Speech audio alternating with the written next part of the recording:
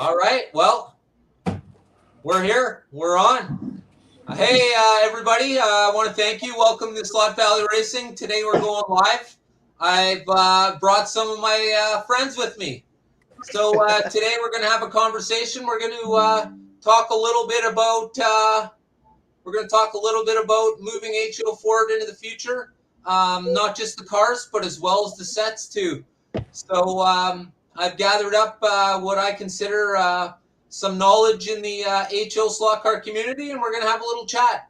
So today with me, right below me, should be Mark at Mark's Slot Car Garage. To my left, we have Matt on one of my shoulders here from Banter Hobbies. Your left shoulder. Here we have to Matt's left, we have Robert Fish. Easy. Thank you for joining us, Robert. And of course, we have Scott in the middle at the bottom. Thank you, Scott, from Scott's House of HO Racing. And in the far corner over there, we have Rich from Rich's Slot Car Room. And Adam, I want to thank you for joining us tonight, brother. Hey, Slot Car Wild Man. All right. Thanks for joining us. Awesome. So we'll let a few people come into the room first, guys, and then we'll fire it up. Yeah, so still waiting for the other KISS semis on the way, so that'll be nice. That new drag strip from Auto World, that was something to look at, eh? I really like that. I like that. I'm happy I pre-ordered that. Racing website to try to see if they had them already on pre-order or something like that, or get a date when they were going to come in. Because I figured since Summit was on the box that they might have it. And believe it or not, guys, if you were just curious to know this, you can actually buy slot car stuff and tracks, AFX and Auto World at summitracing.com. I pre-ordered it off the Auto World store yesterday morning. Okay. Yeah, I knew they were taking orders. I was just hoping that maybe Summit had an inside track. They are available for pre-order, so that's a good thing. I do know they're shipping out the exclusive Datsun trucks on out. Yeah, I have a Summit Racing set next to. Oh man, cool. I'll stop in tomorrow. Nice. Here we go. What's this? Yeah. All right. All right, cool, so right in Akron, Ohio, in Summit County, right on 76. So for moving the first off, let's talk about the cars, okay? So what in your opinion? Let's start off with Mark. Mark, in your opinion, where does slot car need to go in order to move to the future? What has to happen? Oh, I'm not sure I have the answer to that. Well, I don't know. To me, it's such a it's not like the average person sees slot car stuff. There's no advertisement for it. You don't see it on TV. You don't even see it online much. So I don't know. I guess how do you get the word out there more?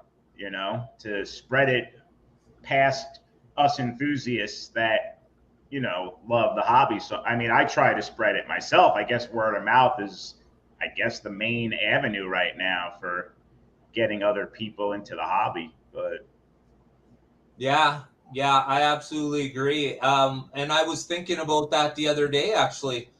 There's absolutely no commercials.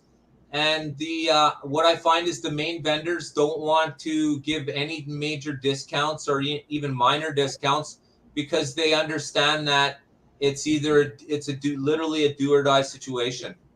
It feels to me like vendors just don't want to give discounts because they know that you will be at their door regardless.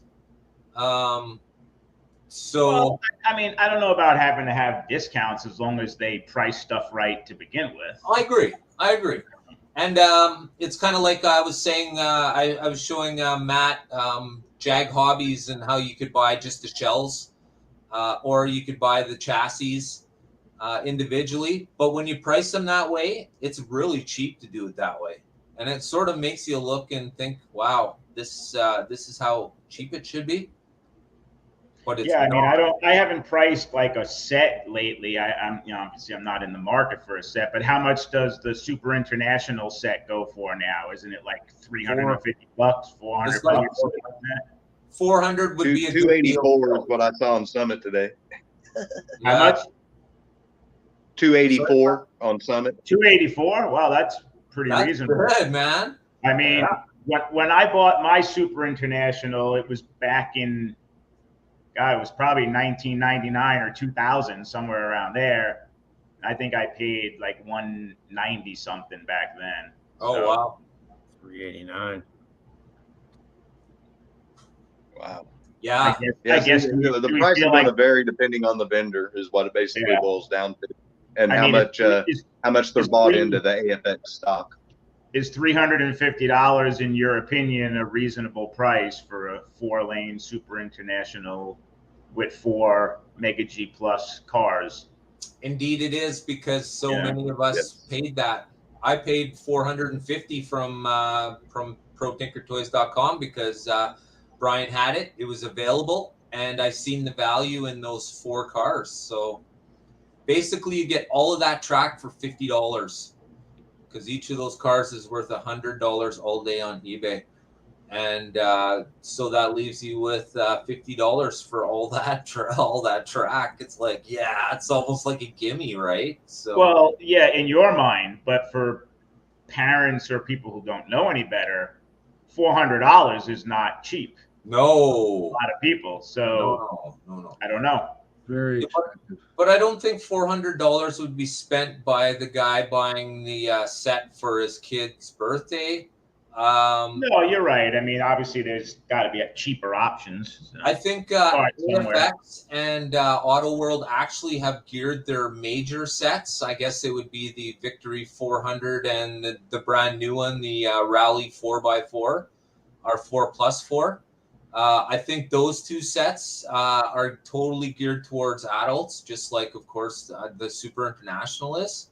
But I think Auto World has gone in a proper direction. They just need to get the app working. That app for their tracks, and they need to get those rechargeable controllers figured out. Right? Okay, this is exactly what we're just talking about right now. Is what we need: cheaper timing and scoring, and this is exactly where Auto World comes in with their 4-lane, their new 4-lane sets. Yeah, that is a good point, because it totally changes the game when you have a timing system. It actually makes it usable, where you can have races and do things with it other than just drive cars around. Yeah, it's kind of fun, right? It brings it a whole nother element into it. No. Does Auto World actually have that phone app working yet? I don't. Not to my knowledge.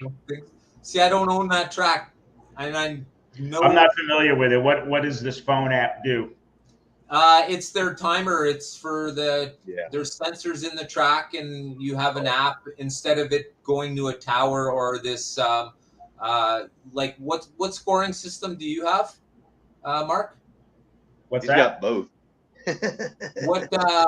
How do you keep track of the time on your car? On your keep track of the cars on your keep time. Oh. He wants to know if you got a Viasu or a TrackMate, and he's got both. Thank you very much. I have Viasu on my AFX track and TrackMate on my Viper track. Okay. So this basically covers that without having a big screen and stuff, or you just, of course, blink it to your TV off your phone, kind of thing. Okay, well, that sounds like a good idea. So. Yeah, it's actually a very good idea. It's but they're having problems with it right now. So.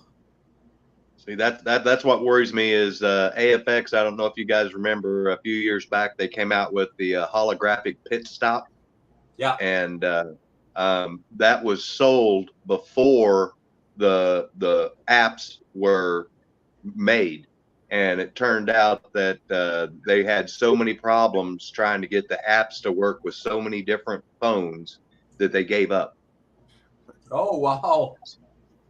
So that holographic pit stop, I used to have 2 of them brand new in the box because I was going to try to set them up for the 4-lane track, because I don't know if you are familiar with them, but you can on YouTube, there's a video that shows they even advertise them. It was really cool. It showed little holographic guys coming out and doing little pit stops. Yeah, I've seen that. On your car. Okay, well, I thought that would be badass on your track, and it tells you when to pit. Yeah, that'd be really cool. And I waited for that app for 3 years, and I finally emailed them, and they finally said, no, we gave up on it. And that's when I sold both of those. I was like, done. I'm selling them before everybody else finds out, because when people find out there is no app, it's just a piece of cardboard that's worthless. Yeah, well, that's just it, right? Well, that's the key. Whatever they put out, they need to make sure it works and it's user friendly, and people don't get frustrated with it. And that's my big issue with Auto World is the quality. Is if somebody brand new walked into Hobby Lobby and their kid I've seen it, and they point up and they see the Scooby-Doo and the Batman race set up on the wall or on the shelf, and their parents decide to fork out that $150, and then they get it home, and then they put it together, and then their kid, one of the springs is on the shoes missing, or Scooby-Doo's van doesn't run, whatever the case may be, because we've all had their quality control issues. That left that first time buyer and that first time kid wanting to play with that toy with a sour taste in their mouth, and to me, they're not going to want to go back and try to do it again. Yeah, that's just it, right? And that was the whole reason I threw out the the Ice Trucks Extreme, whatever it was there. That if you're buying truckers, don't buy it for kids, man. Geez. But I hear now they have the new Outback set, and they've done something to the trailer, so it looks very stable on the track now. I thought Brian said something, and Robert, you might be able to help out on this, about they had changed the mounting and where it actually attaches on the back of the truck now. Is that what they changed? I'm not sure. No, I couldn't help you with that. No idea. Oh, okay. Yeah, sorry. I know the difference. Well, I knew you like those racing rigs like I do, and I try to keep up with them. I mean, that's what's right behind me, right there, right. We were laughing about that too. It's like, oh man, I'm the guy that's like, no, you don't want to own those. But yeah, oh here, look, I'm waiting. There's one in Kiss truck. I'm waiting for the other in the mail. Oh my gosh, we're talking right now about the new Outback sets. Like what? Yeah. Well, you still got to have them, shelf queens, right? They are hardwired to my set. I don't drive them around, but I have run LEDs into them, so they do look good. Yeah. At the very least. So, what do you think, Scott? What do you think HO needs to pull forward a little bit? I think Mark was on the right track with advertising. Honestly, if people don't know about it, then how are they going to try to participate in it? So, I absolutely and agree honestly, no one is searching YouTube for, hey, I heard this guy at the store say something slot cars. That's just not something they're going to do. You need a commercial that we've all seen when we were kids, that when we were sitting there Saturday morning eating our cereal in front of the TV and cartoons, and they came out with that really kick-ass set of lighted track, or the whatever the case may be, and then they got you excited about wanting to buy it. Right.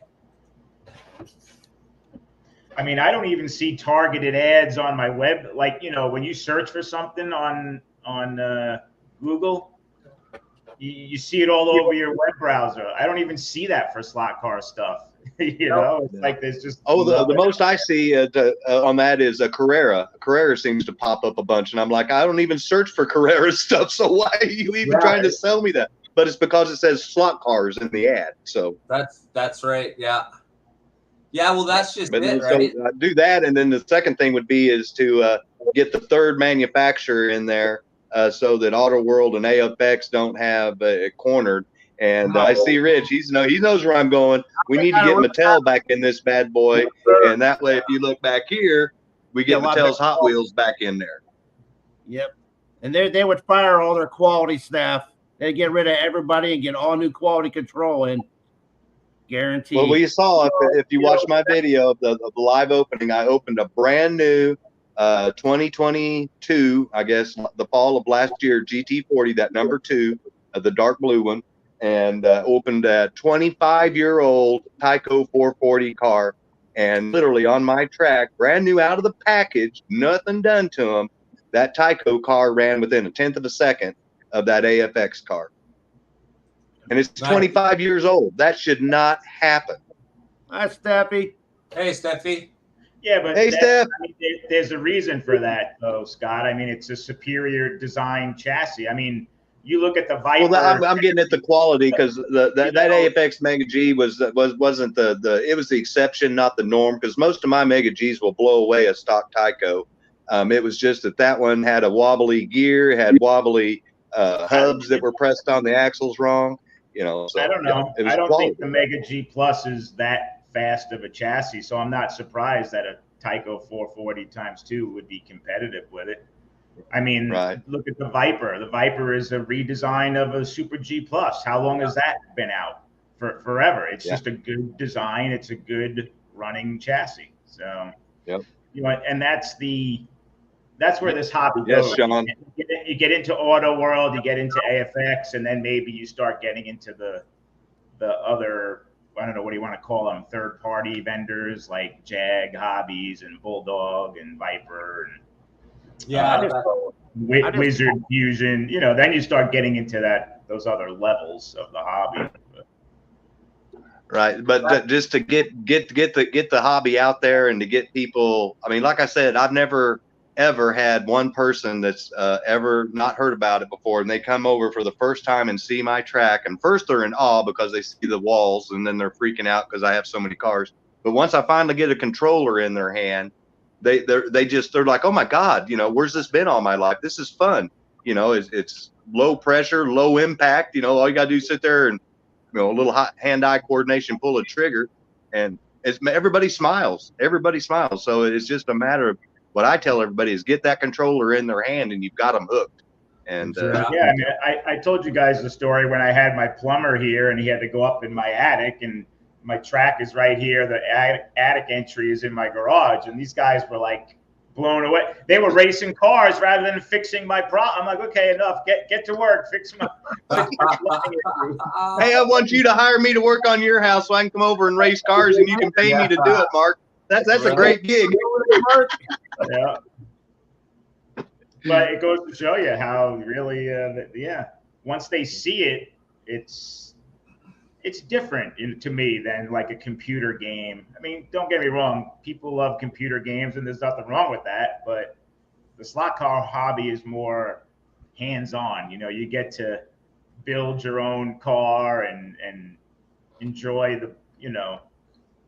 get you out of the virtual world and get you into the real world, but it's still a fantasy world, so it's still it's drawn a parallel. You know what I'm saying? It still takes your mind away from the real world, but you're doing it in a physical sense versus virtual reality with a controller. That's the way I look at it, because I still play video games too, but I prefer my slot cars because it's more interactive, physical than me just sitting there pushing a couple of buttons. It's the best of both worlds, really, Scott. The best of both worlds, when you look at it that way, right? Yeah. That's the way I look at it. Like I tell everybody, you're building your own little world every time you build your track and you do your diorama. That's why I love looking at yours, Dan. Having a little campground and the film crews and the commentators interviewing people and stuff like that's cool. And that's the kind of diorama stuff like I want to have. And then you see like Chris Bayless, he's got a desert type of theme going on his. And so everybody has their own idea of what they want their little world to look like. And that's the whole idea, is it takes you away from the real world, but it brings you to the physical fantasy world, if that makes any sense. So yeah. Gary talked about QC with Auto World and AFX. And I agree with that comment. The Viper, well, Viper's like a Rolls Royce. They're handmade, and you have all these people that they're professionals. They're perfectionists. They make the whole car themselves. And then Auto World, they probably sell 50, maybe 100 million cars a year. There's a big difference there. Okay, now See, how and I, about this, I think guys? that's what happened with the AFX quality is I think they got behind because of COVID on their schedule on releases. And so Yeah. I think they started pumping them out without the quality control is what my point is. They started assembly lining them quicker, telling them you gotta do 2 every 5 minutes instead of just 1 every 5 minutes or something like that. And so quality control went straight down the crapper so they could get them out the door. And because of their tight lockdown, they were more than likely living where they were working.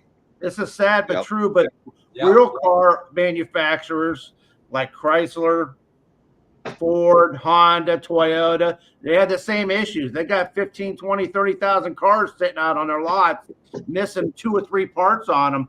And they're bringing them back in on the weekend, slapping a couple parts in them and running them out the back door. So when you go to buy a new car, you make sure you look at that thing real good. Oh, they're all having to sit and they're shutting down No, assembly lines. You know, they quit building Corvettes because they ran out of computer chips. So I just retired from one of them. What about this idea, guys? So we have lots of chassis builders like Jag and Viper, but what if we had just a company that only built shells, high quality shells, and then of course they all just come with a clip, which we all know is available these days. How about something like that? there is something kind of like that already. It's called Bauer. That like that slot car guy. That's the high end of the slot car world because there's such limited numbers of those made, and their attention to detail and their molds are so meticulously done, and their quality control standards are so much higher. That's why those things pull down so much money. And so to put, just my understanding, to put that kind of investment into a mold, you're going to have to sell X amount of units in order to do that. And that's why they have to jack the price up so high. So I love the idea of being able to buy those little exclusive, awesome, perfect looking one-to-one shells, but without having to pay for the whole damn like T-Jet car and stuff like that. But I don't think a manufacturer is going to be able to do that and make it cost effective like what we were talking about with the track sets and why they put exclusive cars in there. It's all about the dollars. There's no way a manufacturer selling slot cars is going to survive just selling slot cars unless you're doing it like Bauer does on the exclusive high end and keeping them in small numbers where you can control your profit margins. But but that's not going to grow the hobby. So that's Right. Huh. That's just my opinion. I mean, that's why I love this chat. I want to hear what everybody else's opinions are. So I'll shut up and somebody else pipe in. I'm not so sure their quality is any better than anyone else's, really. Bauer? I've only seen one Bauer up close, and it was really nice to me. I could just tell that some of the paint, where when the little thing clamps over the shell and it applies to certain tampo or whatever, it was dead on. It wasn't askew a little bit here or there like it is on Auto World or AFX. It was dead on, but like I said, I don't have a lot of experience with them because I refuse to pay what those things cost because I'd much rather have a lot of cars than one or two. Right. For example, look at the funny cars that Dad is so happily collecting. Those things are beautifully made. I mean, you can't do anything better graphic-wise on a car. And the shape, like, they seem to be the right Next bodies are nice too, but I don't really think they have a lot more detail than anyone else. Is it just because of their exclusivity that's bringing up the cost? And I thought it was cost and quality, is the quality of the car and the shell was my understanding and the limited numbers. It all depends on how they make the mold, right? There's different ways they do the molds, right? I would like to hear. Some of them are made with more detail. Some of them have,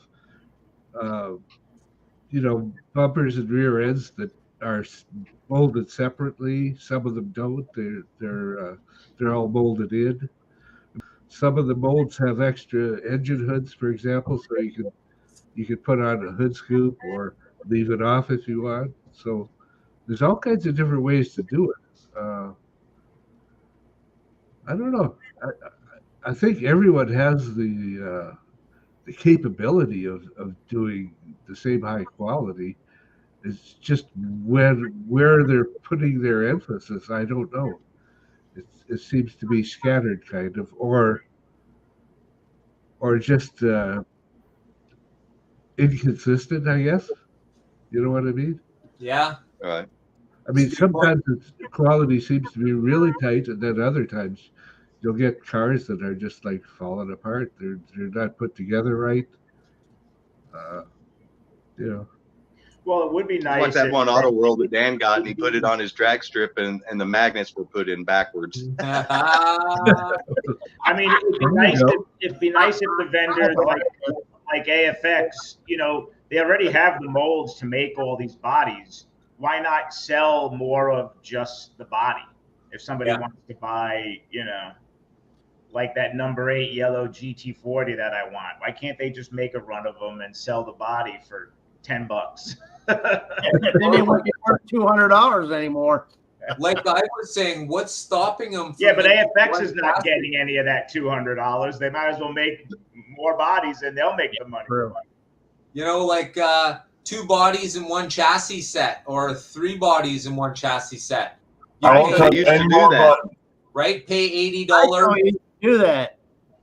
Yes, sir. Tyco would give you 2 bodies and 1 chassis. Yeah, absolutely. Yeah. Like, AFX did it too. They call it the penny. Buy one and get another Yeah. body, another one for a penny.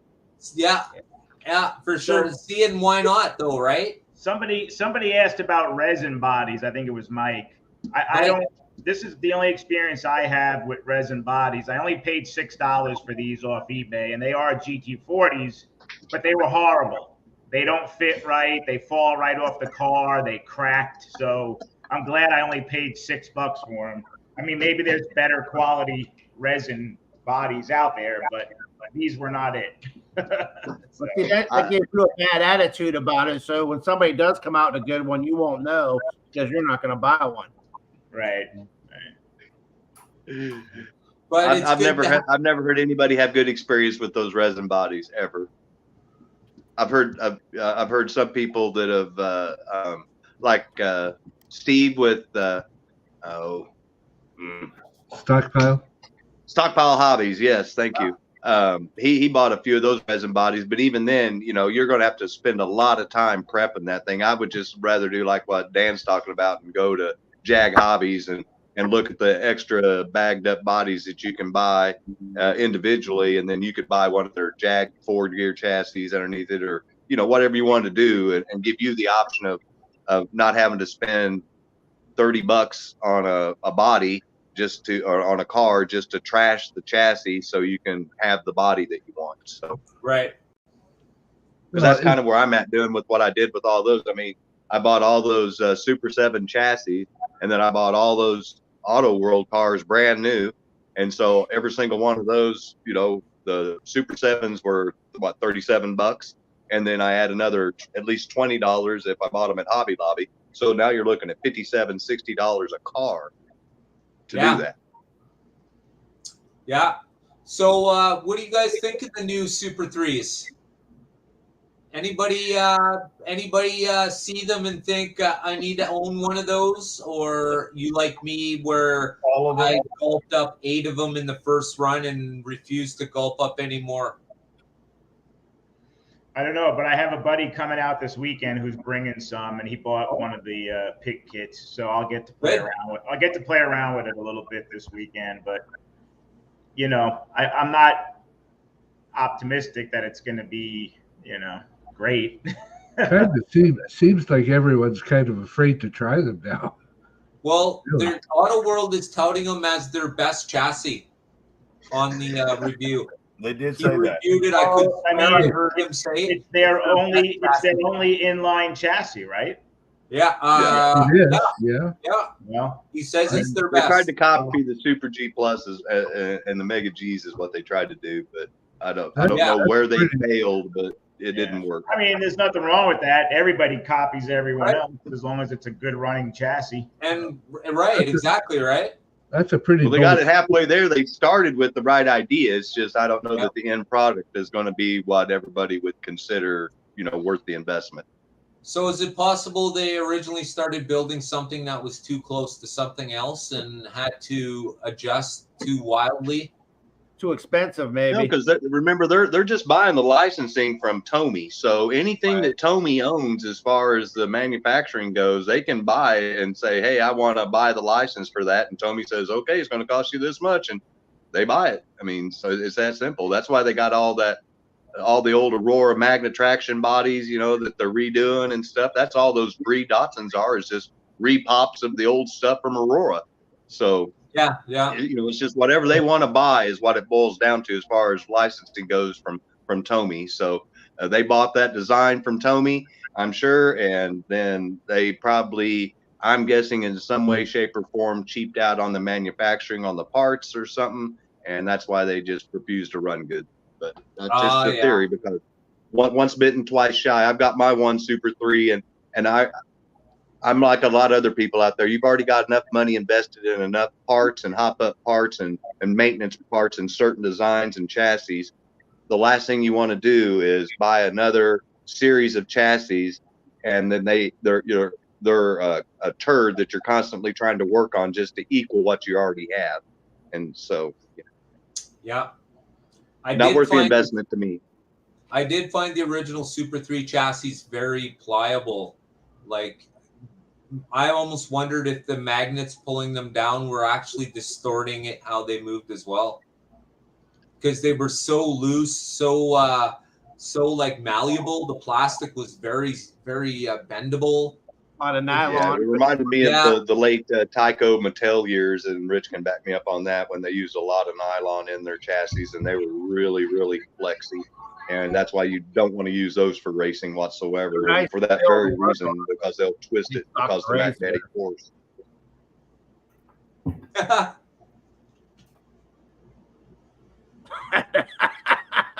Are you drinking a Mountain Dew and Novus your car right now? Give me a hell yeah. Well, I can't Novus while I'm on the thing, Adam, but I'll give you, I guess, a hell yeah because of the Mountain Dew. Yeah. And Novus within arm reach, so I bet. He's reaching out right now. I knew it. There it is. Yeah, mine's right on my workbench too. So I think, Mark, we're gonna need to report on the Super 3 cars after this weekend. Okay. You got it. My buddies are watching this show, Dan, and they're chatting with me saying, "Yeah, I'll bring he bought 3 of these Super 3 chassis." So. Oh, nice. Does Awesome. he have? I'm looking forward to hearing or seeing about it. I'll give. Hey, Matt, I'm kind of curious. What do your boys, whenever they come home from, when they talk to their friends and they tell them that they were slot car racing with their dad, do their friends ask them what slot cars are, or do they even show any interest? You guys hear him, boys? Do you hear Scott talking? He asked if you guys ever girl with 2 granddaughters. Ever talk to school about racing slot cars at home?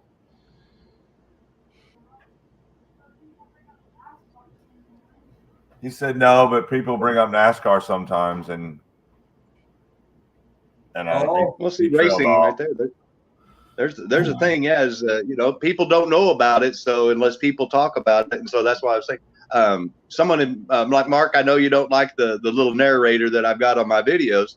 But for some reason that's tapped into a younger crowd, and now all of a sudden, like I mentioned, because my subscriptions immediately started jumping up, my age group on my viewership has come down to where I'm down into the 18 to 25 and 25 to 35 range.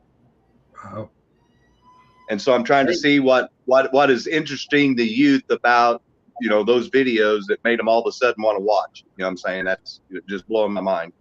That's cool that's what I'm trying to figure. Where did you get that voice at? Documentaries on YouTube.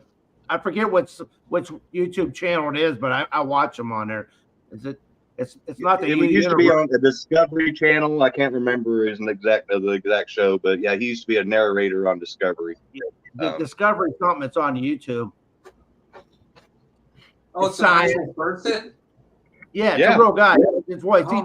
It's science, and he narrates everything. Yep. He's got an awesome voice for narration. It Mark just don't like like it. what Mark, I can get where Mark's coming from. Unless you put it in the system to make it read it right. If you don't put the spaces in the right way or put enough dots in something, he can sound kind of robotic. Because honestly, all they're doing is just piecing together words that they've had him record. So you have to make it flow. So there may be a it's few AI. times you have to type it and space it and do stuff to make it sound non-robotic. Right. Maybe the robotic is part of the appeal, though. Maybe I have Yeah, to start I don't know. selling Like I said, that's what robots. I'm just trying to figure out. I've got a couple of teenage kids that live across the street. I'm going to show them the video and say, what all of a sudden made people your age group start watching this video?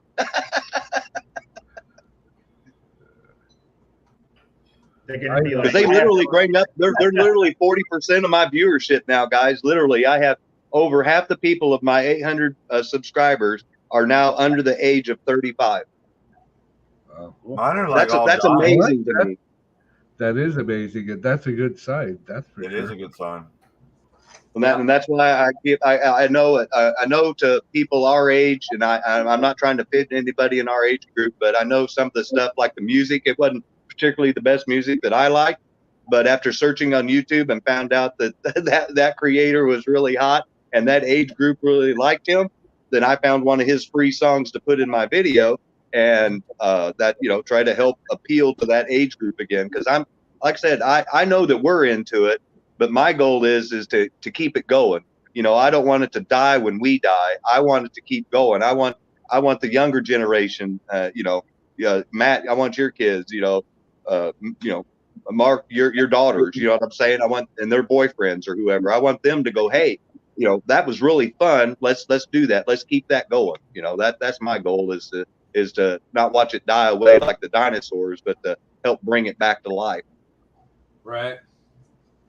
Yeah, well, that's the sort of, the way it has to go. Because if it doesn't, then it's just going to start that gentle decline.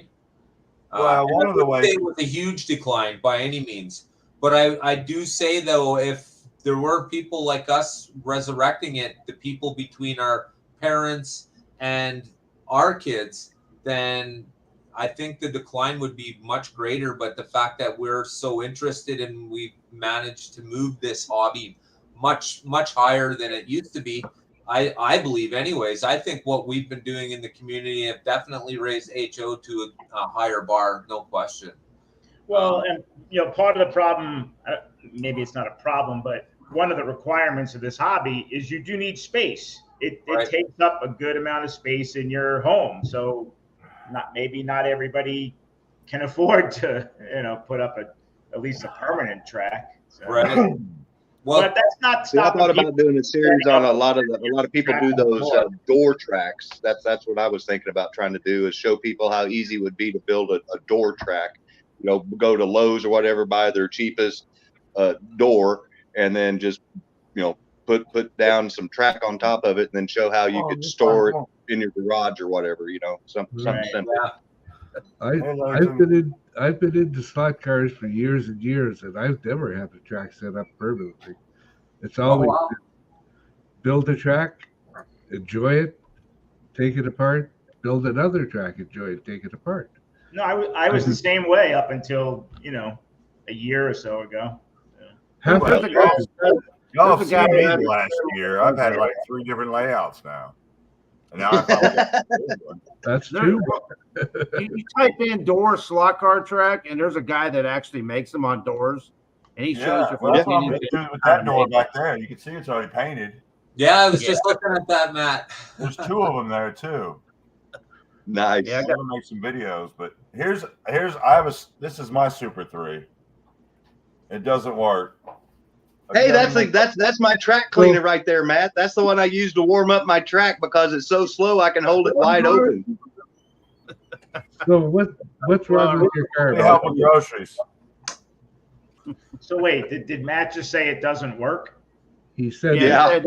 Yes. I'm trying to ask you That's a bad entry right there. It doesn't work. Well, that seems to be the consensus for the Super 3 cars. I mean, yeah, how about that? I like that car. Well, at least mine goes around the track, so mine does work. It's just what I wouldn't consider a race car. I'd consider it more of like I do, a track cleaner or somebody that's never raced. That would be the car that I would give them to play on around the track because, like I said, you can literally hold the throttle wide open and it'll take every corner on my track. Yeah. Okay, so why do you think that is? Yeah, you're pretty good at Quality. rebuilding them. No, I'm not going to rebuild it. I don't want to buy the parts to rebuild it. That's why I've never bought another one. I was like, nope, once bitten, twice shy. Like I said, I'm not going to buy a bunch of parts for a car that I'm not going to have any interest in trying to race or compete. So, yeah, once the shoes are worn out on that bad boy, I may consider buying some shoes, but that'll be about it. But if it ever dies like Mark, that'll be it. You need to mail that car over to Mark, and he'll fix it up and find out what's wrong with it. Right? Drink game right now. Every time Scott takes a swig of dew, I'm doing a mountain shot.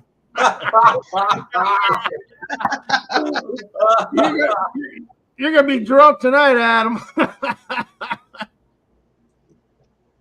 That one was for you, buddy. I guess that's the only time I would drink a dew is if it had some alcohol in it, because don't get me started on that damn soda. That zero is good for kids. That way they ain't running around with like a chicken with their head cut off with all that sugar in them. No, Mike, stop letting your kid drink Dew Zero. It's horrible. It's all poison chemicals. I'm going to defend my Mountain Dew right now. Did you guys know that the third ingredient in Mountain Dew is concentrated orange juice? So I'm getting my vitamin C every time I drink this. Yeah, that's horrible. Good rationale there, Scott. But the second ingredient is antifreeze. Yeah. I don't know if you remember Dean. Well, I didn't say the other two weren't killing me and overdoing the third one. I just said it's the third ingredient. Yeah. I'm petrifying myself from the inside out. Yeah, no. Water, sugar, and then your number 3. Okay. But yeah, concentrated orange juice in your Mountain Dew. So yeah, I point that out there. But even my doctor laughed at me when I pointed that out to him. So. You guys want to know why there's no? I don't know, Scott. The word hopeless comes to my mind. That's all I could say. Okay, so What's up, Doc? Auto World just put out cars for life. Auto World just put out the Brock Racing Entertainment set with of course that kick-ass. Well, can't say that I don't think, but I just did anyways. Kick-ass livery. Matt just did the review of it. For those of you who haven't checked it out yet, please make sure you check out Matt at Patriot Hobbies. He just did a review on the BRE set and the people involved in it. So that being said, guys, I want to thank Matt for that awesome review. Absolutely excellent. What do you guys think? Is this the direction that HO Slot Car needs to start moving? To more of these liveries like the BRE set. To me, in my opinion, I think this is the direction that HO needs to start moving in.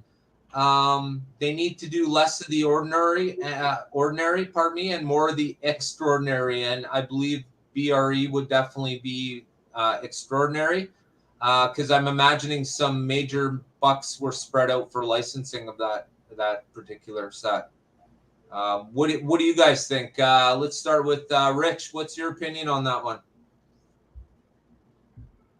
I don't even know what it is. That's what it come like 3 cars in a set. Oh, you haven't seen it yet? No. It's too okay. So we'll go. Let's go to Matt then. Matt, after your review, what do you think, brother? Well, they're on the extraction bodies, right? And we've seen the Datsun for the last little bit, for about the last year. But this new Datsun, the 510, and actually, when they were talking about it, Peter Brock and I believe John Morton, they called it a shit box, is what they called it, because it's square boxed. Right. And Nissan. so, and as we know, also from round two's announcement today, we also, in addition to the red blue 46 Datsun 510 and the red and blue Datsun 240Z, we're also getting 3 510s, one in a golf livery, Yeah, one with cool. it was red with like a checkered top, and the other one was like, you might be able to pull them up, Dan. Yeah, I actually had them ready for this occasion. I just need to figure out where I put them. Oh, here they are. Yeah, I don't have nothing nice to say about Datsun. And I think the thing that probably shocked me the most about the set is that Bobby Allison was a driver for Bree during that run in the 70s. That's why I love watching your videos, man. You bring in some awesome history. Keep it up. Thank you. Thank you. So here they are. I got a T-shirt autographed by Davey Allison. Oh, sweet. It's actually in a big one of those big frames, and I got his car and his hauler down inside with it, and a picture of him signing his shirt. It was my dad's shirt. He was signing it. I got a picture of him signing my shirt. My dad. It's hanging up down in the basement. I need to put it in a race room, but I ain't got a room for it. It's pretty big. It's like 2 foot by 2 foot. Yeah, it's always awesome, nice Rich. to have the room. That's for I'll sure. take a picture of it and put it on there so you can see it. I need to send you pictures, Scott, so you can do pictures of my table build and do on my display cabinet build. I got pictures. I'm going to email them to you so you can make one of those collages. Yeah. Most certainly. Yeah, I'm going to do that with, I don't know if you guys remember Shaky Dave.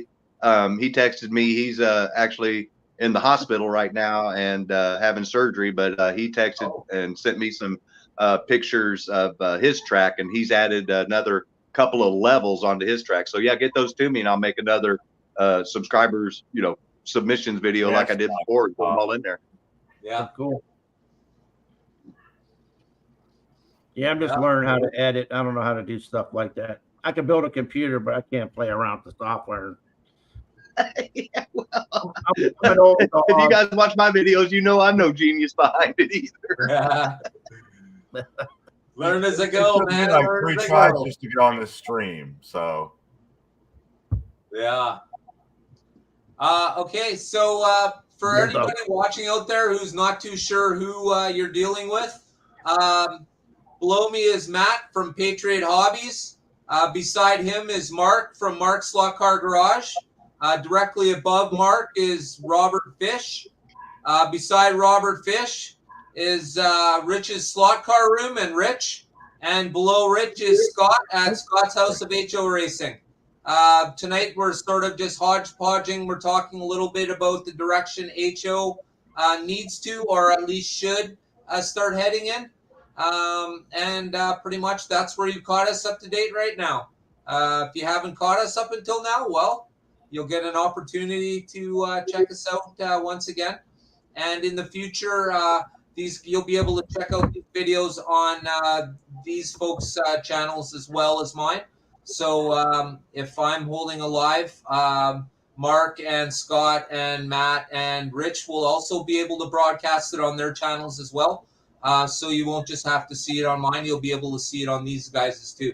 And of course, they'll get credit for the views, not for me. That's how that works. Everybody gets their own.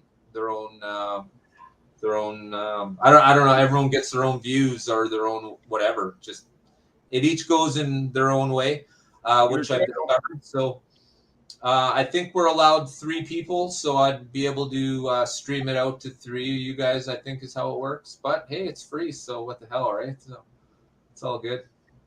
So in the future, that's what'll be happening.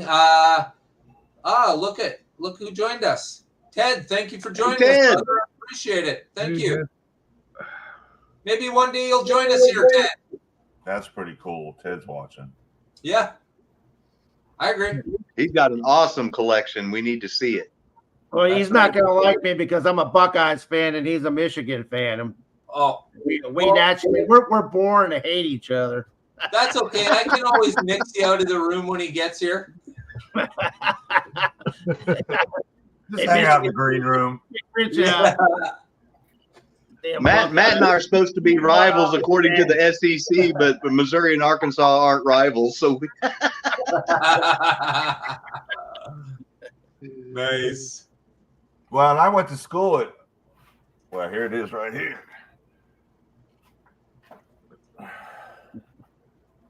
So we are a little bit of rivals, Scott. oh. Okay, well, you know. I'm not going to say anything, but one of us is ranked right now. Is that an OU hat? I can't tell. Yep. Oh, man. Oh, well, you're going to be joining my conference next year. We'll see how well that works out for you. That's going to be a lot of heartache, I believe. Thanks for joining us, Jack. Hey, Jack. Hey, Jack. Yeah. So well, this is awesome being able to talk to all the creators at the same time and being able to interact with people that normally watch us all individually and get us all here and together in one group. I think this is awesome. Thank you for putting this together, Dan. That's awesome. Yeah, I absolutely love this. I think it's great. I'm, you know, I have one more Monday night that I've scheduled to do singly, and that's with Matt. He's not not this Monday coming up, but the one after. And then after that, all my Monday nights live with the community will all be shared with you guys every Monday night. So I'd rather have all you guys here just like this as opposed to just one person. One person is great. You know, it's better than just me. But it's not as awesome as this, right? So, and I really enjoy the fact that we all, like I said, we all get to talk to each other instead of me talking at you guys or, you know, just having a conversation, two of us or what have you. So, you know, I think this kind of thing will go a long way to definitely. This is what I believe. This is what HO needs right now is community, right? We got to get everyone together. So, well, I mean, that's what slot car racing is all about, is just having fun with your friends and, you know, spending some time with right, and racing. And like-minded people. I never had a bad time slot car racing. And Jack is one that comes out to my house, actually. I'm sorry we couldn't get together that last time before you went up north. Actually, he was going to bring some Super 3s over for me to play around with. Oh. But I canceled on him because everybody else canceled. And that was the weekend I was out at that Bowling Green event. Right. On Saturday. So I had other things to do Sunday. And yeah. Speaking of the weekend, who's going where this weekend? Is anybody going to one of these shows? Richfield. No? I'm going to Screamfest, but that's at an amusement park. Screamfest. This sounds a lot better than the slot car show. When is that slot car show in Kirkland, Scott? The 29th. October the 29th. Yeah, no, I'm planning on going. I'm going to be there. Okay. I looked for it the other day and I couldn't find it. So, and then it said that there's one in November. So I didn't know if the dates were wrong. Richfield is the week of the 20th. Is it that weekend or that 19th and 20th, Adam? Sunday's the show. Saturday, they're just doing racing. Yeah, Saturday's racing, yeah. Yeah, Sunday's the actual show if you want to go in and see the vendors and buy things. Oh, wow. Hey, thanks, Ted. Thanks for the heads up. Dash is another company. I don't know if you guys are familiar with it or not, and I know Ted is. Anybody that's into T-Jets knows who Dash is. But they make some of the most realistic cars that you're ever going to find if you're looking for the shelf queens. They're just awesome. That's why their bodies alone go for what brand new whole cars go for, just for their bodies, $50-$60 just for the bodies. So they're for some of them. So yeah, those are really good quality cars. Yeah, end of October, Adam. I thought that's what the little sheet you sent was for October 29th was for the one in Kirkwood, Missouri.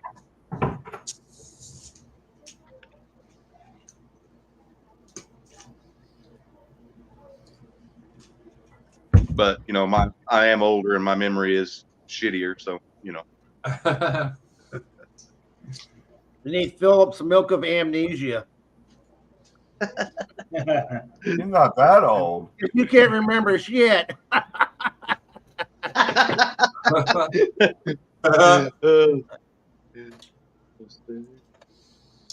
I got to get So this set up on my computer instead of my phone. This holds my phone, and trying to stay in camera is a pain in the butt. And trying to Well, read that's what what I people had are to do. doing. I switched from the iPad to my big HP laptop, so Yeah, it worked better. But of course, it's got that weird logo from He-Man instead of my Patriot Hobbies logo. He-Man and the Masters of the Universe. That's your other channel, Matt. You don't want us to know about, huh? Well, I had it on the D&D channel, and I had Mr. Rogers, like he was holding like a D&D book, and it was just superimposed. And so when I was on a stream playing D&D with some guys, that would pop up. But some weirdo out of Seattle would go around screenshotting people and grabbing it and make fun of people, and he just made fun of Mr. Rogers, and I was like, fine, I'll just go with the weird guy from He-Man then. That's awesome. So I got a question for everybody. What's your newest car that any of you have purchased lately? What chassis or whole car complete? Either one. Anybody? Nobody bought anything? I bought the 4 shells for the current line of 4-gear dragsters. And I was supposed to get the Kingfish, but they ran out of that. So, boo. It's parts for a 4-gear. Somebody up in Canada, guy I know up in Canada is having a 4-gear competition. I gotta be. I'm building some Viper chassis for a race, so I got this whole box of parts here to build my chassis. Oh, You're making my wallet hurt just by looking at that. yeah, right? Viper box full of packages. That looks expensive. It's all going to work, kick-ass, but it's going to be expensive. Nope, you can't see that. Yeah, it's about $130 chassis that I'm building. Wow. What is that, Fish? That is a McDonald's lifelike McDonald's car. That's the only car. Is that Bill Elliott? Yeah. Oh, So wow. there it goes. But anyway, that's the only car I purchased this year. Believe it or not. Wow. I probably would have bought some off of Scott's auction, but he ain't been having an auction lately. So, we're auctions come back in 2 weeks.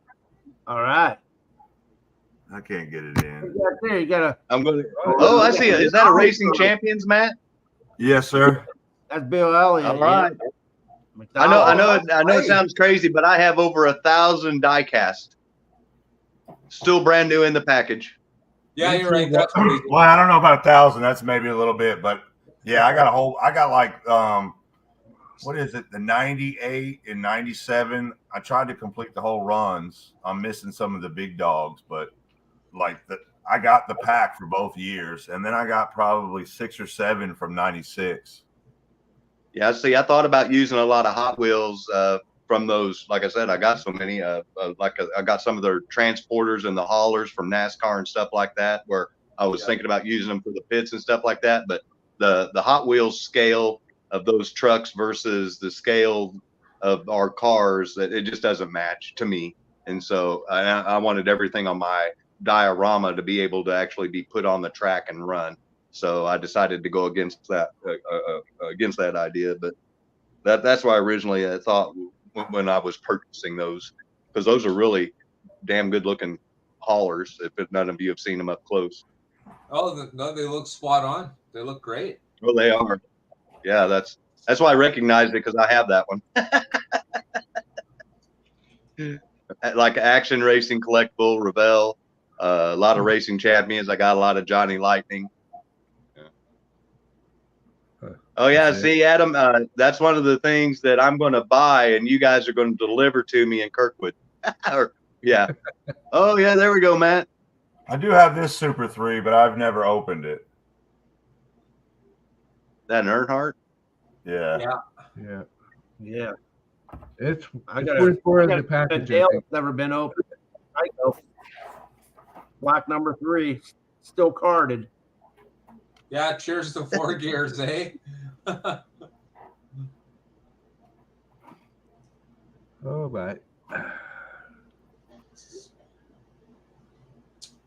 Whoa, look at that guy's car. Hey, where did this come from? Christine. What? Nice. No, I won it from like the second Slot Valley contest.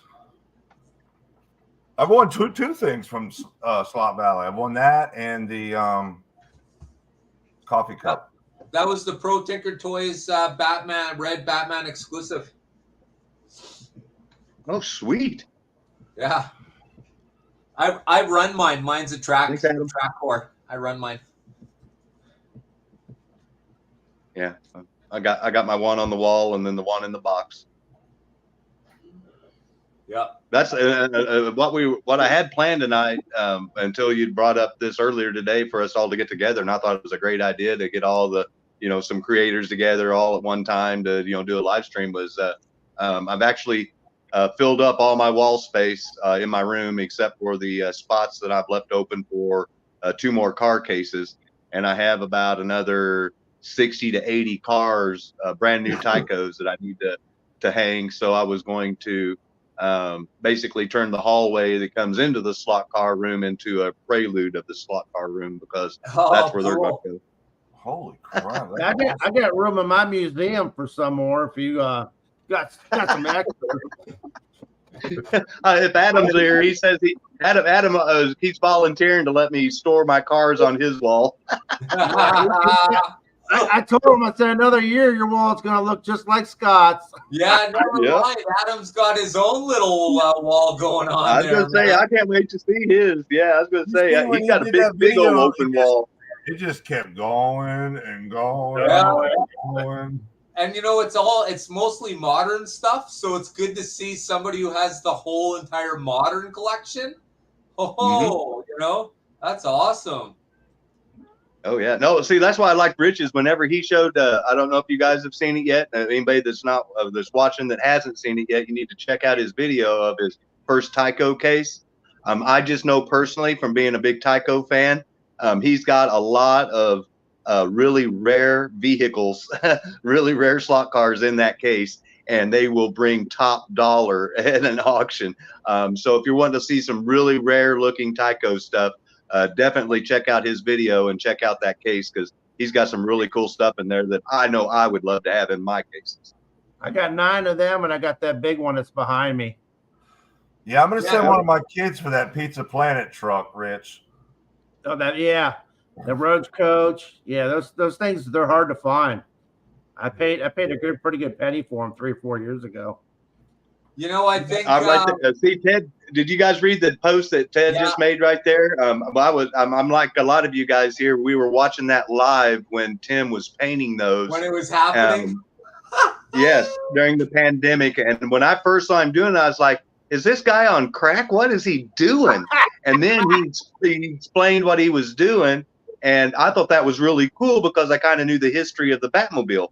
And so I'm like right there with him. I really wish, because they sold those and he was doing them for people that wanted him to do it. And it never even dawned on me to have him do one of those. But just like Ted said, I wish I would have. Hindsight's always 20/20. I'm right there with you. I'll put another case up tomorrow, Adam. Case number 2. Case number 2 is just chassis.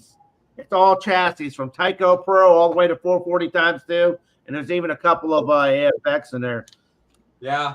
Cool. But there's the wide pan, narrow pans, Pro 2s, lighted, unlighted, curve huggers. Yeah, Gene, I miss Tim too. Yeah, we all missed Tim, man. I've talked to Tim a few times socially outside of like the slot car arena, I guess you could say, and he's a very smart guy. Let's put it that way, and he's very creative. His pictures, of course, sort of tell the story, but you really don't know until you've seen his book and you've actually talked to him. He's an amazing guy. He's basically the if you're expecting Brian, you've got the wrong guy.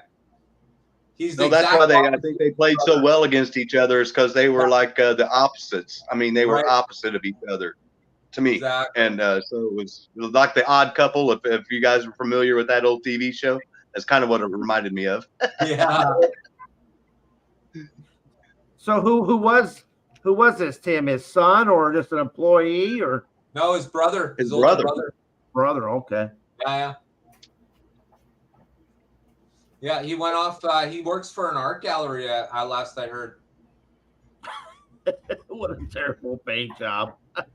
I'm gonna put it up on the top shelf. It's very top shelf with nobody paint up there. It was painted with a brush. That's why. I was gonna say, what do you expect? That's hilarious. Oh my gosh, eh?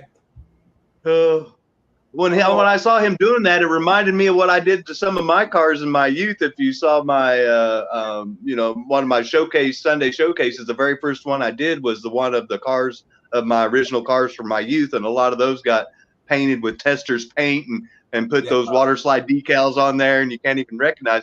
That's what it reminded me of, and I was like, "Damn, I used to do that when I was a kid." So yeah, that's that black van. I said that I raced the shit out of it, and it was the Silver Streak. I painted that with Tester's paint, and I used the brush on the windshield. I painted with the silver on the windshield with the brush, and I put the Hemi on the side. I did that myself. I think I was 14 or 15 when I did that, and I'll never get rid of that. No, the best part is when you're doing it, you think it's just the coolest thing ever. That's the best part about it. Every time I'm looking at my case right now, and it just makes me smile because I'm like, I can remember thinking that was cool. All my friends loved it because we were all in old Mopars. We all wanted a Hemi and a Mopar, and I put that Hemi on. They're like, "Oh, that's awesome!" Yeah. I sit up there sometimes and just look around. All the memories and stuff. I'm like, wow. Yep.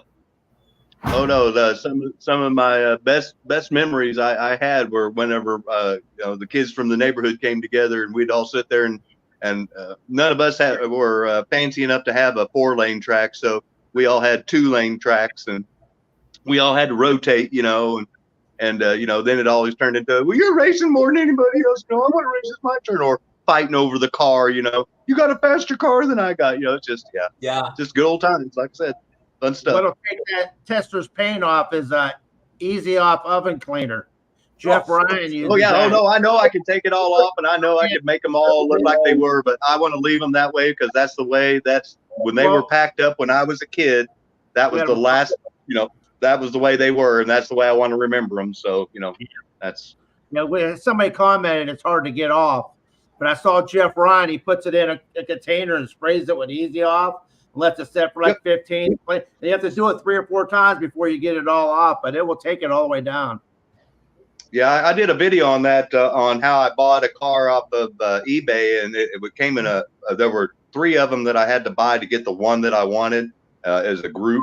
And the other one was a painted, what looked like a Monte Carlo, because the only thing it had was the Chevy emblem on where the license plate went. And so I tried his little trick after watching his video, and I'll be damned if that didn't turn into my Dale Jr. that I got in my case now. Yep. Someone had painted the Dale Jr. car all black, and that Easy Off took off that Tester's black paint where I could actually, have that take Dale Earnhardt car. It'll take the chrome off the bumpers, but take them off. Take everything off the windshield, everything, just the body, and spray it. Yeah, you don't want to leave it on there too long, or it'll start eating the tampo off. So you have to be real careful with it. But plastic. Yeah. All right, guys. I'm gonna head out. I want to thank Dan for having me on the stream here tonight. Thanks, Mark. Good show. Hey, thanks for joining us, Mark. Have a good night, buddy. Mark, I appreciate it, brother. See you guys soon. We'll see you soon. Have a good night, buddy. Good night. Hey, Mark. Night, Robert. Yeah, no, it's a great trick, and there's a hydrogen peroxide trick that you can use to help make yellowed white bodies bring the white back out in them. And there's another one that if you let them sit in the sun too long with that hydrogen peroxide, you'll bleach out the tampo on a white bodied car if you let them sit too long. I know I found that out firsthand. I did it myself. So it made the body white, but it also started taking away the color too, and that's not what you want. You have a Tyco Porsche, the yellow and chrome #3, that somebody had taken all the chrome off of it. The orange and emblems and decals are on it, but the chrome itself is gone. All you can see is the plastic. I don't know how they did it. It was in a lot of. I bought like a lot of 30 cars, and it was in there. Yeah, it was like Adam showing that whenever he got his that race set, and then someone had glued in the coins on the top of the bodies. You know what I'm saying? Is I buy a lot of cars, and I'm just in shock on some of the stuff that I find. What people thought was a good idea. He wanted it to be a Dale Senior. Yeah, that's it, Ted. Yeah, he didn't like Junior. He wanted. I'd never even thought of that till you said that. That's probably true, because he did leave the Chevy emblems on the hood and on the back, so I knew it was a stock car, but I quite honestly thought it was going to be like an Interstate Batteries Labonte or something like that. Is what I was expecting, but he wanted a winner. Yeah, he wanted a winner. You just caught that, huh? Yeah, sorry. Yeah, no, that's there's a lot of truth in that. My slot is a slot car room, not slot car garage. Oh, let me fix that. I got a nice new car in my garage and a workbench and welder and toolboxes and all kinds of stuff in there. And slot car is just one word. I know Shifting a High, he says it's supposed to be 2 words, but it's one word. Slot car.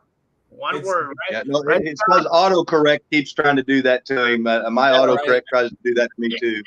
Okay, no problem. It is 2 words, but I make it one word because I got to be different than everybody else. Slot car, man. No, it's like America. You leave out the A, it's just America. Yep, there you go. Awesome.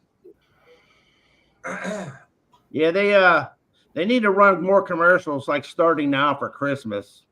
But I don't watch cartoons, so I can't tell you what kind of commercials are on at 8, 9 o'clock in the morning. But at any other time during the day, all you see is ambulance chasing lawyers from Camp Lejeune to medication and bug spray that give you cancer. Or you see fat people that lost 250 pounds taking this stuff here, and I get sick and tired of that crap. I'd rather see the old Coca-Cola commercials with the bears drinking Coca-Cola, and then to see these stupid commercials that they run. And you know why? Because they pay a lot of money. They will not. AFX won't pay $1 million for a 1-minute ad. These companies pay a lot of money for those ads. It's sad. It really is sad. And we need Tyco back. Mattel needs to start making cars again. Bro, you just need to cut the cable cord and just get Netflix or something. I am.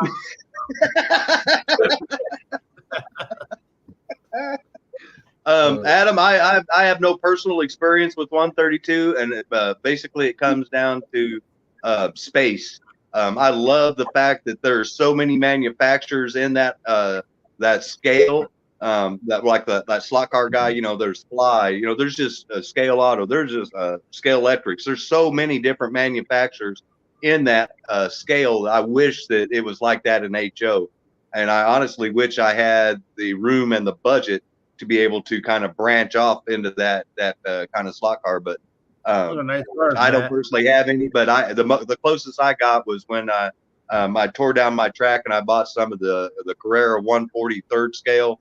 In fact, I still have 2 of the tracks that I didn't end up selling, and I bought some of their wireless controllers so that you could run 6 cars on a 2-lane track, and we never even set it up because of the space. Those are nice. You can have 1-person race, and there's 6 cars on there, and you got to race against the other 5 cars, and the computer controls it. I mean, they're expensive, but they're really nice. They take up a lot of space, though, like you said. Yeah. I just don't. If I had more room, I'd have a bigger HO track. Yeah, exactly. Matt, you can relate to this. Yeah, no. When you build your track and you race on a little while, the next thing you want to do is make it bigger. I can make this faster. I can make this corner do something. So yeah, I want to make mine bigger. I mean, that's it. Natural. Doesn't matter. It goes 4x4, you want bigger. 4x8, you want bigger. 4x14, you want. Adam's offering to take some. Trust me, my buddies that come over here to race looked at my room and go, "Hey, this room's bigger. You gonna make the track bigger?" And I was like, "Hell no! I already built the table. I was like, I'm not doing this again. No way. No. Next time it's floating. That way I can do like Rich does and a lot of people do. Change it up. You know what I'm saying? I'll just rely on track flips to hold everything together and not worry about the permanent mount. So I'll always have the table I have here, but if I get the option, the next table will be a floating, and that way it'll be, like I said, being able to change and do something different. Hey, Adam said he'll take some of them cards off if you need more room. He wants to reiterate that he wants to be number one on your list in case you need somebody. Yeah, once again, Adam, I appreciate the offer, buddy. But I've got plenty of wall space in the hallway that goes out into the living room, and so he hadn't even got to the when bathroom. The living room walls are full, then I'll start talking. I'll start reaching out. You got a bedroom too. What the hell? You need to put some John Force cars in the bathroom.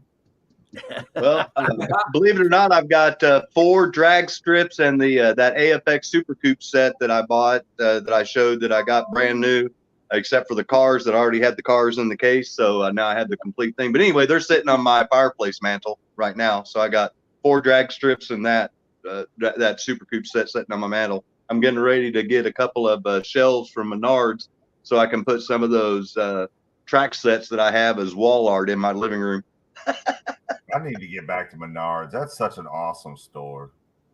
Yeah, I love it because they give you 11% cash back, and then just encourage you to go back and spend some of the money you got back and spend more. So it's just like a circle of spending your money again. And they got O-gauge trains upstairs inside. You go in there. They got a lot of nice Christmas stuff in there for the trains. Yeah, I'm just surprised they hide it. That's what surprised me. Well, yeah, nobody sees it because they don't really notice that there's an upstairs. But you go up there, they got a lot of nice stuff up there. Hey, that's what I'm saying. It's hidden to most people. They don't even know it's there. A lot of people I know that they didn't even know Hobby Lobby sold slot cars until I told them about them. I'm like, yeah, it's way in the back. That's a good question. I never knew they did either until I met you guys. Damn. No, I love my Hobby Lobby whenever they get in those cars because, I mean, that just tells you right there the price point if more manufacturers got into it. See, like my dream would be is to have Mattel start manufacturing again, and then Toys R Us stores start either doing online or brick and mortar stores again, and then having manufacturers like Target and Walmart start carrying the Mattel line. And if you get that much exposure, those companies will do like what they do with Hot Wheels, and they'll contract the Mattel or whoever to build them exclusive sets like they used to do back in the day, so they can sell in their stores like they did with the Target cars, the Target Indy cars. That's a Target exclusive set with Tyco and Mattel. Tyco even did it even farther back. They did it with Scale Auto. They did it with Toys R Us. So a lot of my 2-packs that are back here on the wall were specifically licensed to be produced by third parties, that wanted them to sell exclusively through their distributorship. And that's what it takes. It takes big manufacturer getting involved with other big manufacturers to make more exclusive stuff and get it out there, because those guys are the ones that are going to put it in the Sunday ads. They're going to put it on their TV. On sale this week, we've got this for sale for kids. Bring your got your little boy or girl, get them racing, whatever. But it's going to take advertising like that to get it done. And AFX and Auto World aren't big enough I think, to attract those big stores. And so it's going to take somebody like Mattel to get back into it before that's going to happen again. You can get a franchise from Pro Tinker Toy and open up a shop there in town. Hey, you never know. I've already bought my franchise one car at a time. You just need a shop with the glass windows hang him up in the window. Exactly. Yeah. No, he needs to start paying me royalties. Yeah, that's what I need to be part of the affiliate marketing program. That's what. So, anybody's thoughts on this question here?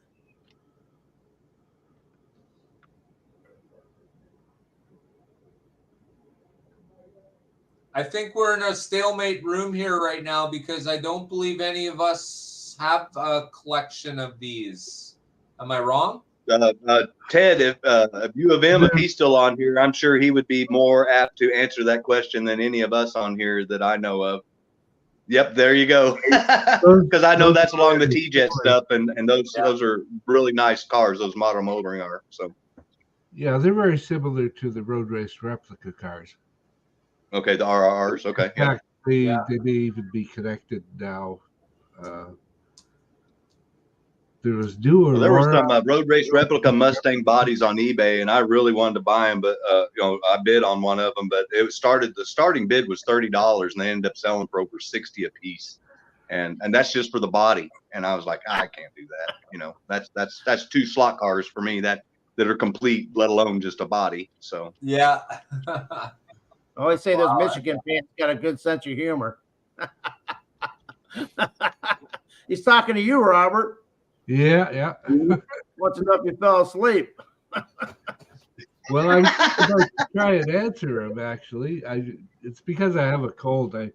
I'm not feeling too frisky, and my nose is all plugged up here. I'm just kind of.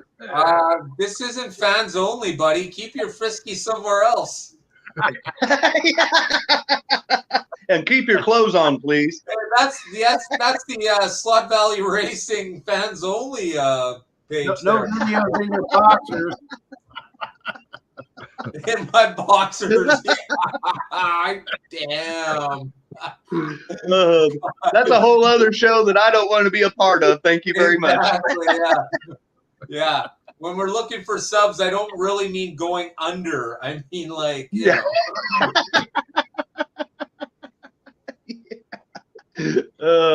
Yeah, that's taking us down a whole other level we don't want to go down. Yeah, no. That's right. Do what they get Robert to do, yeah. Keeps the doctor away, yeah. Adam says one do a day, buddy. Where's my thumbs? There we go. We needed there. I don't know. A dude would be good right now, let me tell you. Code red. Tonight, Dan? I'm sorry? Are you drinking tonight? Oh, you got the real thing. All right. Good. Yeah. Oh, it's the doctor. Yeah, see, whenever I used to drink alcohol, I used to put Crown Royal in there and make it a Royal Doctor. Captain Morgan tastes good in Dr. Pepper. That's a good combination. That was before I got diagnosed with my cluster headaches and no more drinking for Scott. Oh, hey, thanks for the heads up, Ted. I appreciate that because I like I said, they went out of my price range, and now that I see that they're blemishes, that would have really pissed me off if I bought one of those and got it back and it was a blemish. Yeah, see those. If you guys haven't seen those road racing collectibles before, definitely check those out. They're they're just really nice cars. Yeah, really, really nice looking cars. You can't believe. I mean, it looks like a diecast quality on a slot car. If that gives you an example. Per our earlier conversation. Oh, Scooby! It's the strange 4-gear in the extraction configuration. Damn, that's cool. Oh, yeah, U of M. I'm sure they'll still look good. It's just that, like I said, I wish I had the money to buy Free Willy, but I have to restrict myself to a certain amount of money to spend if I don't have X amount of dollars coming in from selling other cars. And right now I haven't done any auctions lately. And the money I made from the auctions I did earlier this year have paid for basically all the new AFX cars to get me caught up. And so I'm back down to zero. So my budget is zero right now. I've got to get my real race car running, and the only way to do that is to put the money there and get that motor together. So yeah, that's I've determined it's either play car or real car. And once the real car is running, then I can do the play car thing again. But until I can start selling cars again, I've stopped actually buying cars for the collection unless I sell something like I was doing before. Because like I said, I've got to get the real car running. I'm ready to go racing next year. Oh man, how awesome, man! You got to buy gas for it. Wow. Racing. Well, fuel. see, I'm going to run on. I'm converting it to E85. Basically, I'm going to be running on ethanol, alcohol, and 15% race gas. And so I can actually, here in Missouri, we can drive up to the pump and buy E85, E15, E10 directly at the pump.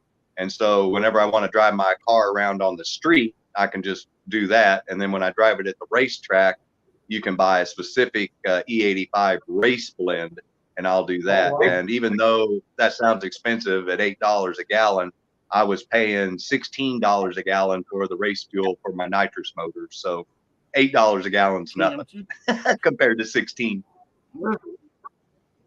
There's a guy on YouTube. He has a Patreon for people to pay for his gas so he can race, because he cannot afford the upkeep of maintaining the engine in the car and buying the gas and the tires. He also made it after a while. He needed more tires, so he made it for fuel and tires for his car. See, I try to do that. If you saw my video, I had stickers of certain local businesses on my car, and that's what they did. Is I let them put their logo on my glass somewhere, not on the body itself, because I paid to have the car painted. I don't want to ruin the paint job. And so anyway, and they offset my costs. So like one of those sponsors that you saw on the back of my car was my transmission builder. So all I had to do was buy the parts, and then he would put the transmission together and do all of that. And then the Missouri Horse Auction. Obviously, I race a Mustang, but I don't ride horses. So she would literally pay for my entry fees to all the races. So that's $80 to $100 every time just to enter a race. Wrinkle Color Works, he painted the car for free. All I had to do was pay for the materials, and which is expensive all in itself. So a lot of my stuff was done through barter, doing it that way. Otherwise, I wouldn't be able to afford what I was doing either, because racing is expensive. A lot of people don't realize if you're gonna race for money, anytime you do anything for money, when money's involved, there's always going to be somebody in there that's going to try to out money you just to get that money, whatever little small amount it is. And so, even in my little small class, I've got guys that are spending $30,000-$40,000 on just their motor.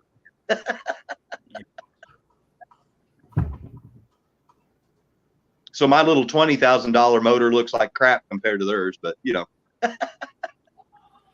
still a $20,000 motor. So. Yeah, I hope you get it running. That doesn't make a good racer though, just because they have a $50,000 engine under the hood. Oh yeah, no, I proved them. The best I finished in points, there were 32 people in the series, and I finished tied for 13th. And I had by far the least amount of money of anybody in the top 20 by far in my car. And it was just because I used what I had to my advantage. And it's not always, like you said, about who has the most money. It's also about being able to drive your car. And so, yeah, reaction times helped me out a lot, as I'd leave the tree and then they couldn't catch me, even though they were faster. So, I made it to the semifinals a couple of times. And that's the best I've ever done. So I was considered a semi-professional because it was a touring series that went to 4 different tracks. And so that's what I'm going to try to do again next year. But I'll have the horsepower to play with them this time. I just won't have the budget if it blows up to rebuild it like they would.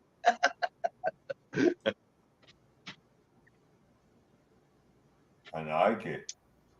Oh yeah, Team SVR. You need to come up, man, Matt, because I'll be coming down to Arkansas for a few races. I don't know if you guys are familiar with the TV show Street Outlaws on Discovery Channel. JJ the Boss and the Memphis Street Outlaws. But during the summertime, when they're not filming that TV show, he does a lot of arm drop races. And so he comes to my local track, but he also goes down to Memphis and down in the Arkansas area. And his events pay out like $10,000 to win in small tires. So I fully intend on trying to take advantage of trying to race at some of his races. So if you see one of those races in the Arkansas area, you have to come check me out. Hang out. I will. You know, my sister just bought a house in Springfield. Oh, well, hell yeah. Yeah, we're supposed to be going up to visit her at some point, but, you know, with kids in school, you know how everything gets. Oh, yeah. No. Yeah. Anytime you're up here, man, you have to stop on by and check out the track and do some racing. We'll do a live feed and we'll do a mutual, you know, Patriot Hobbies at Scott's house. So awesome. Yeah, it'll be fun. Yeah, there you go. You know, live with both of you guys there together. I don't know. Yeah, kind of do like what Mark does with his slot car garage. Yeah. Adam wants you to grab the closest car to you and show it. Yeah. Closest slot car. I'm downstairs. Nope. If Mike and Steph are still on here, Mike, here's your car. This is the closest car to me. Oh, is that the 300ZX? Yes, sir. Oh, that's The nice. Tyco version on the original HP7 chassis, the number 75, lighted. Matt, this is the Sucrus car. Is it? Yeah. I don't know if you can see. I'm not sure if you can see. It says Sucrus on the. Yeah, this is the one. I spilt a little bit of brown paint on it, and then I just painted the whole car with my silver pen. Can you imagine making the money he was making as a teen racing slot cars? What a life. Racing slot cars. I know, hey? Damn. Oh, can I get this to focus? No. Oh, what we got? What's Robert trying to show us? I can't see him. I'm on my phone, so I got this little bitty square. Yeah. It's a banana. I'm working on it. Give me a couple seconds here. I got to get rid of this virtual background completely. Robert looks like he's leaving this reality for a second. Yeah. There it goes. Yeah, that's. Okay, there we go. Ooh. Oh, hey, is that a 280? This is a Ferrari. Is that the Super G Plus version there, or is that a Ferrari? It's a Ferrari. It's Okay, actually, yeah, like I said, I can just kind of tell from the silhouette. I don't have a real big picture. I love those cars. SP1000, I guess. It's on a G Plus chassis. Yeah. No, I think those came in a big Oh, block is battle. that it's called is that an a road car? SP1000, I believe. It's G Plus. Did those come in a big block battler set? no. I have two of those. Oh, come here.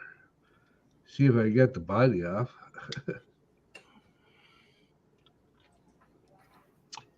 It's very similar to a G Plus. But, Hey, Sean, I'm trying, buddy. I don't know. What's taking you so long? Very similar to a G Plus. It's like they decided they wanted to try and make a cheaper G Plus car. So if you look at the front wheels, they're just pressed onto a hub that's part of the chassis. Okay. I've got one of those. Yeah, it just looks like they put a little a rivet right there so you can't even take the front hubs off. They're just pressed onto a plastic axle, right? Yeah. Yeah. Split axle. So this chassis is essentially, Rich? Yeah, split axle. You gotta get in between it. Yeah. Racked and pinion. So if you look at the I'm glad this isn't a PC, so the cat's eye chassis, the blazing brakes, they're all kind of based on this chassis. okay. What other? The cat's eyes, blazing brakes, and the speed shifter. Yeah, So two they're of all them. basically that. Original roar. Okay. Yeah. So it's Thanks, basically kind of a cheaper version of the G Plus. Actually, I have three blazing brakes, but only two of them have a blazing brakes chassis on it. The But third one. that's one of the very nicest bodies that Aurora ever did too. You can even see, I don't know if you can see it, but in the windshield, they even molded the windshield wiper on. I guess you can't see that. There's actually windshield wipers molded onto the windshield. Yeah, look at that tiny little side mirror still hanging on there. That's impressive. Yeah, Yeah, I well, got these Geico's are that have good them stuff are hard to for find with the speed. mirrors on. You don't want to run these on your track. Those mirrors will be gone the first time you crash. Yeah. If you're a collector and you're looking to buy one of those, that's one of the first things you're going to look for is to make sure that both the mirrors are on it. Yep. There's a lot of them Besides around. the obvious stuff, the stickers and everything else. But yeah, the mirrors are very on the Corvettes, and they put them on those Corvettes, and they were the cliffhangers. Why would you put little mirrors like that on a cliffhanger car? That was totally stupid. That's the thing to look for if you're the Tyco. That's why if you're perusing through eBay and someone says on their Corvette ads it has mirrors, and you're like, well, what big deal does it have mirrors? Because most of them that are used don't. They just break right off. That's the other one they made. Oh yeah, that's the rare one. That's the one that's hard to find. Yeah. Yeah, that's nice. Yep. He's got 10 of them. Not so much, though. Robert, if you got 10 of those, I know one of them would look really good in my case, and I know you have my address because you bought a truck from me. So I'm just saying. His wall too. So those two cars and this one here, in my opinion, were the best bodies that Aurora ever made. The most detailed. Oh, nice, the Can-Am Ferrari. Yeah, isn't that the 512? Yeah, 512. Isn't that the Shadow? The wing on the back. Yep. You know that black Shadow that AFX made? I have a special edition one. I have a special edition one. It comes with a piece of track. It's in a special showcase box. Oh yeah. I got it off of eBay. I got it pretty cheap though. It's probably worth some money. Yeah, see, Ted knows what's going on. Yeah, it's a 312. Yep. I think those were the two molds that I don't know who did the molds for them, but very highly detailed. Like I don't know if on the fenders, I don't know if you can see that, but there's actually venting on the fenders here, eh? Yeah. Cool the tires down. The brake pads, rotors. Those also have mirrors that you'll want to check if you're a collector, and then the lower valence is a really thin, and that's another thing you want to. If you're wanting to buy one, you're wanting to make sure that it has the. If you're wanting to keep it as a collector, if you're wanting a racer, you don't care. But if you're looking at it as a collector, you want to make sure it has the mirrors and the lower valence is still in place, because those are the two main things. Break off a lot of them. And those mirrors, Scott, one of them is a round mirror, and the other one's a square mirror. Yeah. To make sure you got the proper mirrors. Yeah, there's the other thing too. But yeah, most of the time there's just a little black stub there where it used to be. That's so. Yeah. I always like to throw out stuff. So because you see so many of them, like those lower valences broken, and so many of them that don't have mirrors, that if you weren't familiar, you might think that that's the way they were made. Because you never see them with the right parts. So I always like to point that out on those cars, because it's really easy to overpay for a car if you think it's a collector, and turns out that it's got a lot of damage that really took its value away. They should have drilled holes in the body and stuck them in. That way, if they broke off, you can get it, buy them. You know what I mean? Buy one and put a new one on it. Ted said that he's got a brand new mint in the box. Is that what I just saw? 512. Oh my! Wow. Well, once again, that would look good at mine. Yeah, I got a nice room here. It'd look really good. I'm just throwing that out there. If anybody wants to display their cars in my room, send them my way. I'll be sure they get plenty of airtime. Adam, I told you first. Ted, you just need to give yours to Adam. Wait a second. That is one generous guy going on over there, and I hope you guys take him up on that. Oh no, Adam's got insurance. He said he'll insure all my cars that I put it in his wall. Oh, let's all send them to Adams then. Yeah, we'll get that postal insurance on it too, and make the post office pay them all for when they damage them. That's right. I'll send you an empty box worth $400 worth of slot cards that aren't in it. Yeah. Leave a little crack, a little slide, a crack open on the cardboard on the side, make it look like they all fell out. We'll see if they wouldn't have thrown it halfway across the room and broke the damn box and everything fell out. I still got it. Yeah. Yeah. Yeah, that's for sure, Ted. Absolutely. Some of the stuff that I've been looking at lately is crazy. Toys from our childhood, whether it be slot cars, Stretch Armstrongs, GI Joes, anything. Evel Knievel Stuff like that is just going for huge money right now. And honestly, if you think about it, guys, it's because people around our 20-year age group area in our little section right there are, like I said, it's like slot cars. Why they're becoming more popular is because people are reverting back to their youth and remembering stuff that used to make them happy. And now they have the money and the means to be able to afford to get what they want to make them happy again. And so what makes you happier than remembering when you were a little kid and carefree and playing with the toys that you used to play with? So I'm just saying. In Eureka Springs, Arkansas, there's a toy store there, and they have the unopened toys from Raiders of the Lost Ark, and the Marion Ravenwood in the wedding dress is. Was that $3,000 or $3,500 for that toy?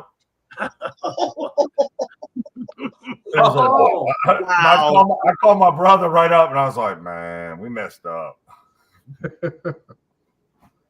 But yeah, it was. I used to have that original GI Joe, and then I don't know if you guys remember, but so the GI Joe came in different GI Joes. So you had a GI Joe Scuba Man, you had a GI Joe Navy guy, you had different GI Joes and stuff like that. And I just recently happened to stumble across one on eBay, and I looked at that thing, and my heart sank because it was going for over $1,000, and I'm like, what I did to my poor little GI Joe for $1,000. Yeah. All the original Transformers. Yeah, I had Evel Knievel, had his van and his motorcycle. Oh man, eh? My dad was stationed Yeah, in Gary, I'm right there with you, buddy. and he got a bunch of them for free. Oh, wow. The Navarone Mountain with the Army men, the German and the American Army men, that's worth a lot of money now if you still have that. My mom gave mine to my brother. I don't know where it's at. I had one of those. You guys remember Evel Knievel? Okay, Yeah. You remember you used to sell the motorcycle that had the crank, and then he had his transporter that had the ramp. Oh yeah, I had that bad boy. Well, we used to. I lived on a farm my whole life. Like I said, I grew up hauling hay. I know it don't look like it or act like it, but I'm a farm boy. Anyway, we used to have a burn pit, and I used to take my Evel Knievel motorcycle and spin him up and light the trash on fire and make him jump through the flames. Well, one of the times he didn't get enough traction. and so about kind of like his Grand Canyon jump, he kind of went halfway through it and then went right down in. And then I stood right there and watched my Evel Knievel melt. Yeah, but dude, I had a $6 million man action figure too. He used to have the bionic guy. I used to have one of those, and you could look through his little head, the back of his head, and it had the little magnifying glass. Yeah. Oh yeah. No, Steve Austin got tortured. Oh, if I just had half the toys from my youth that I just didn't destroy from being stupid, I could probably retire now just based on what they're going for because it's insane. Yeah. Like I said, I had like 5 different GI Joes. If I had those 5 different GI Joes, I know that I could sell all those things for at least $20,000 to $30,000 if they were in pristine condition based on prices that are going on eBay. You go, somebody out there's got the money, and I might as well take it from them if I had it. So yeah, no. $500 in a time machine. Go back to the 70s and go into Kmart and buy about $500 worth of toys. Bring them home and just leave them in the box. Yeah. Oh yeah. Oh no. If I go back in time, there's a few things I'd do, like invest in some certain companies and then pull out right at the last, right when I knew their shit was getting ready to tank. Like IBM would be one I'd invest in really big. Yeah. Big Blue in the 70s and the 80s. Yeah, that'd make you rich. Yeah. Apple. Yeah. Wow. Yeah. Apple would be a newer one that you would want to get into whenever they figured out how to work the government not to pay taxes and get tax refunds. That's when Apple really took off, when they won their lawsuit against Microsoft for stealing the operating software. Yeah. What, DOS? Hey.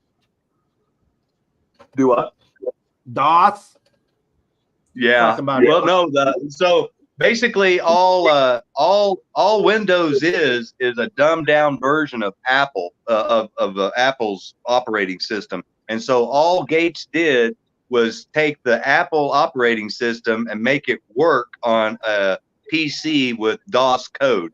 So instead of you having to manually enter in an action for your computer to do something, you simply clicked a button.